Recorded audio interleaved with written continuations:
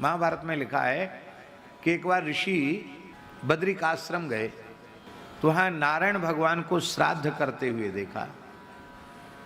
बद्रीनाथ भगवान को श्राद्ध करते हुए देखा तो ऋषियों को बड़ा आश्चर्य हुआ। बोले महाराज ये आप क्या कर रहे हैं? भगवान बोले हम श्राद्ध कर रहे हैं। ऋषियों ने कहा श्राद्ध तो अपने पूर्वजों का किया जाता है, आपका पूर्वज कौन है?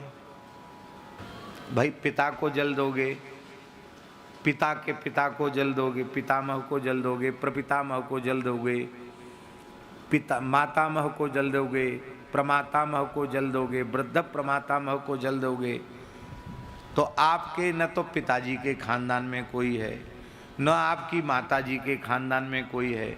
आप तो स्वयं ही पिता हैं, स्वयं ही माता हैं, आप किसका तर्पण श्राद्ध कर रहे हैं?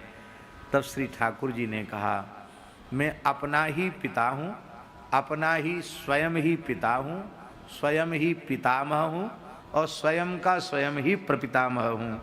तो मैं स्वयं में अपने आप में ही अपने को पितर रूप में स्वीकार करके श्राद्ध कर रहा हूँ। और आपको स्मरण में होगा अनेन श्राद्ध कर्मणा अथवा तर्पण कर्मणा सर्वेषां पितृरूपी जनार्दन प्रियताम न मम।